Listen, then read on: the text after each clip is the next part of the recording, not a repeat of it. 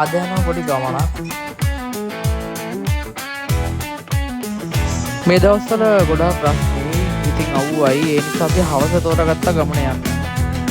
මේක තමයි ඉතින් අපේ බෝඩිම. මේ අපි මල්ලි කෙනෙක්. මේ සම්බදි මල්ලි. මේ අපි යනවා කන්න කියලා. ඇත්තම කිව්වොත් මට යන ගමන් පාර අමතක වුණා. දැන් මම මේ පදින්නේ අපාජියක්. ඒක මාරු.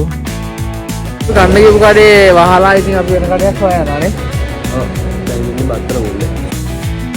රැයට තමයි හැමතැනම ලස්සන. නයිට් ලයිෆ් එක තමයි මාරු.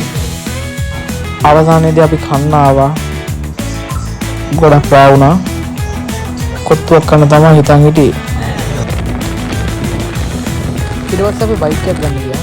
අපි ආවා කොට්ටාවට බයික් එක ගත්තා. ඒ වෙලාවට ගියා ඉතින් ඒකට. අත් පොඩි කඩේක නැවතුවා කන්න.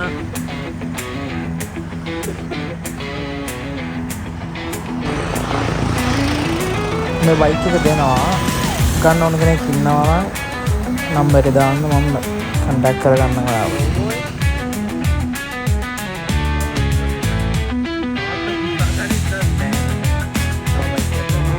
මේ ඉන්නේ අපි තෙල් පොලින්ද. අපි තෙල් ගැහුවා. ෆුල් ටැන්ක්ම කරා බයික් එකේ ඕන දුරක් යන්න කියලා. ඉතින් අපි දිගටම යද්දි බඩගින්නක් ආවා. ඉතින් කොත්තුවක් ඕන කියලා හිතුවා. කොත්තුවක් කෑවා. මේ හදන විදිහ.